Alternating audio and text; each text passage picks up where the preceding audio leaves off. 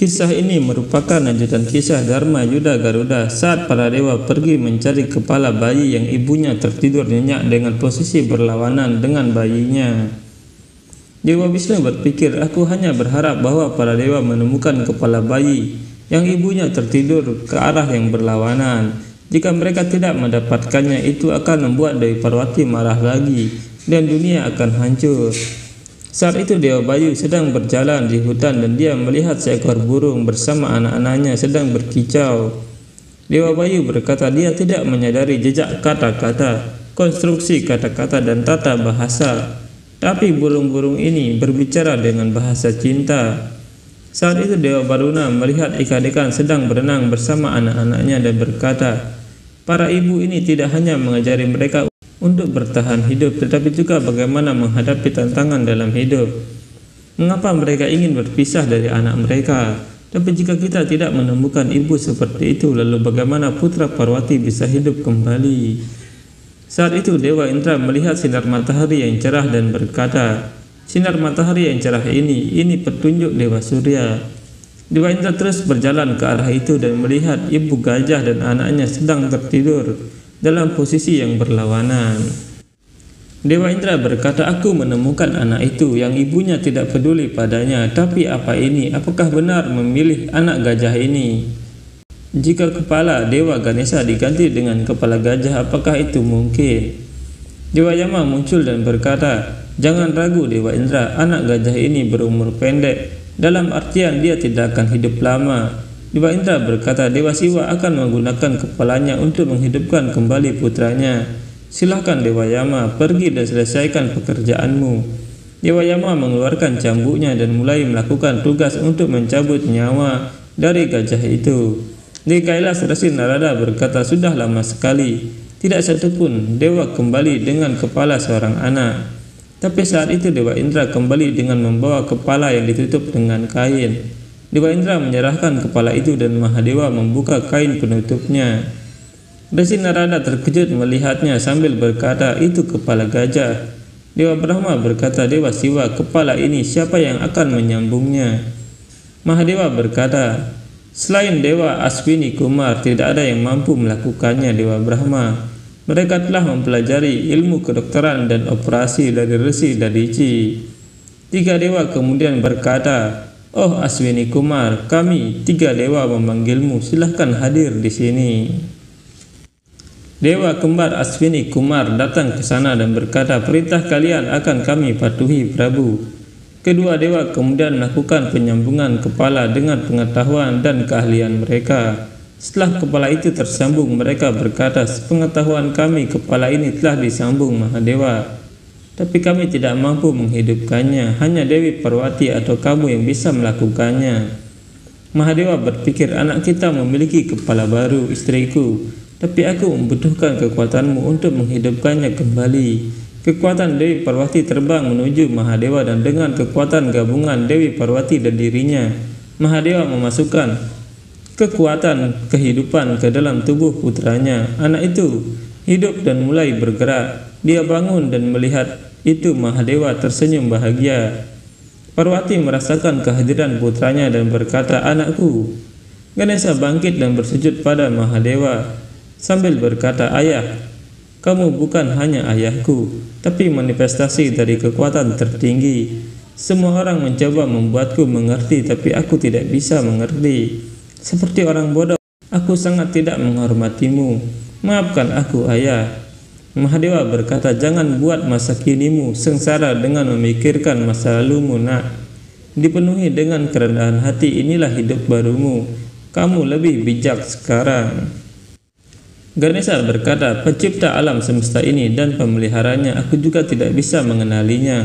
Aku sudah sangat sombong dengan kalian, mohon maafkan aku. Dewa Brahma berkata, melihatmu, aku bahagia, nak. Dewa Wisnu berkata, perbuatan, perkataan, dan tindakanmu akan selalu membuat ibumu bangga. Parwati bersama para dewa dan dewi menunggu di luar.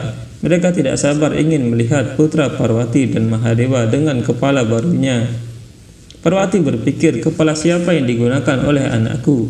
Bagaimana penampilannya? Bagaimana aku menghadapi wajahnya yang tidak dikenal itu? Ganesha merasakan ibunya dan berkata, ibu ada di sini. Resi Narada berpikir, Dewi Parwati sangat khawatir mengetahui bahwa putranya akan memiliki kepala makhluk lain. Ketika dia melihat bahwa kepalanya bukan manusia melainkan gajah, bagaimana perasaannya? Bagaimana dia akan bereaksi? Jika dia tidak menerima anak ini dalam bentuk barunya, maka dia akan sangat terluka. Dewi Laksmi berkata, Parwati, apa yang terjadi? Dewi Parwati berkata, aku merasa sangat gelisah, Laksmi. Dewi Laksmi berkata, kamu seorang ibu dalam situasi ini, merasa cemas adalah normal. Dewi Saraswati berkata, tapi aku percaya bahwa ketika kamu melihat wajah anakmu, kecemasanmu dan ketakutanmu akan terbukti sia-sia. Dewi Saji berkata, saat dia memanggilmu, kamu akan melupakan segalanya. Parwati berjalan masuk ke dalam dan berkata, anakku, anakku, suami, di mana putraku? Mahadewa menunjukkan di mana putranya. Parwati terkejut melihat putranya berkepala gajah dan sangat berbeda dengan putra yang dia ciptakan. Sri Wisnu berpikir saat melihat wajah baru anaknya, Dewi Parwati memalingkan wajahnya. Ganesha memanggil ibunya dengan lembut dan memeluk ibunya yang sedang terkejut. Ganesha menyentuh tangan ibunya sambil berkata, ibu, mengapa kamu menangis? Apa yang telah terjadi?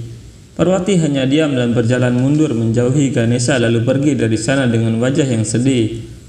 Semua dewa terkejut melihat reaksi Parwati dan Dewa Wisnu berpikir, ketakutanku menjadi kenyataan. Dewi Parwati tidak bisa menerima wajah baru putranya. Resi Narada berpikir, apa ini? Dewi Parwati telah memalingkan wajahnya dari putranya. Kuharap dia tidak marah lagi. Garuda berkata, tapi guru dewa, putra ibu Parwati hidup kembali. Apa yang bisa lebih bahagia daripada itu? Lalu mengapa Dewi Parwati tidak menerima wujud baru Ganesha?